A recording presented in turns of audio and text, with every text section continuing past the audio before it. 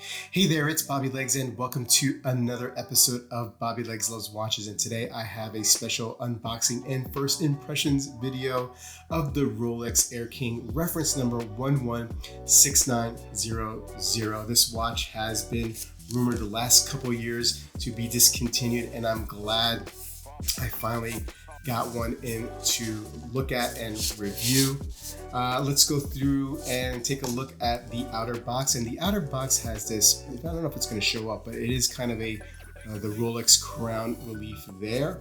Let's open it up and you will see the classic green box with the Rolex and the crown at the lip here of the box, and on top of the outer box, and on the lip here on top is the gold crown here of Rolex.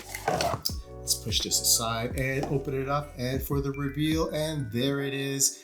There is the Air-King reference number 116900. And back here you will get your owner's manual and your warranty card with serial and all that kind of information.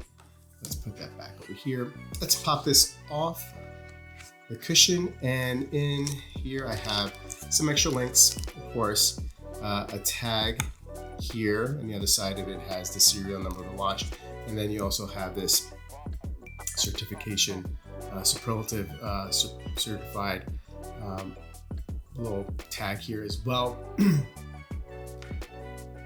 And let's take a look at the watch. Again, this watch, not long rumored, I mean, in a couple of years it's been rumored to be discontinued, and I was getting a little nervous, right? I wanted to get one in before Rolex releases its model lineup of the year at the end of this month or beginning of next month. I, like many people, I did not like this reference of the Air-King.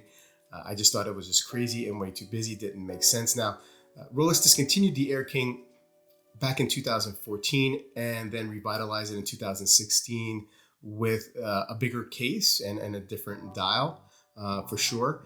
And the case is similar to, or it's actually the same exact case, and the movement is exact as the Rolex Milgauss. So they have some anti-magnetic properties and features here that I will go into in the review. But the dial is definitely it's a bone of contention for a lot of people. The dial was inspired by Rolex's participation with the Bloodhound supersonic car project back in 2006. They developed some of the instrumentation on the cockpit for that project, and so they took inspiration for that and put it on the Air-King here. Bit of a head scratcher for a lot of people, for sure. A lot of people just don't like all the fives on the dial, right? You have every 5 minutes, a 5, 10, 20, 25, 35, 40, 50, 55, and it really messes with people's, OCD for sure. 3, 6, and 9 applied on the dial, very Rolex Explorer X-esque, and then you have the gold crown on the 12, Rolex in green second hand, Air-King in not your typical Rolex script there, superlative chronometer at the 6 o'clock position. This watch is 40 millimeters, and I think it's around 47 and 48 millimeters lug to lug. It's thick for a three-hander for sure. It's just over 13, but it's because of the special case and what's going on inside for all those anti-magnetic features that I will be going again over on the review. However, I have to tell you, putting this on wrist, it feels great. I have a 6 3/4 inch wrist. The thickness does not bother me at all. It just sits very, very well. The lug to lug is really on my sweet spot here. And the watch is just a very, very good looking watch in my opinion. Smooth dial. Now, I first hated this watch, right? I just didn't like it. It didn't do anything for me in pictures and videos. That all changed last year when I actually saw it in person.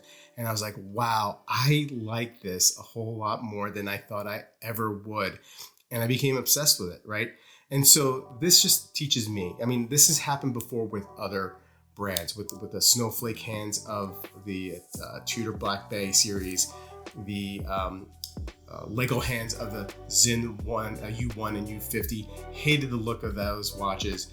until one day it just clicked, and it just, I had come to self-realization that most of my initial reactions are false or they're wrong, and I just need to take some time and sit with them, and that applies with a lot of things in life, and maybe that's a lesson I've learned the older I get. Hopefully you learn it a whole lot sooner than I have.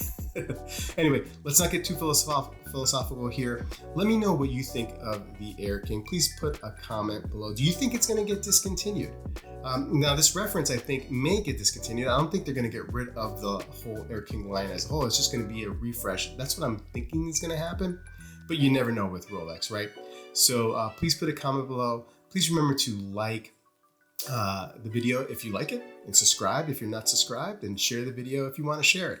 And I'll see you guys on the next one. Take care.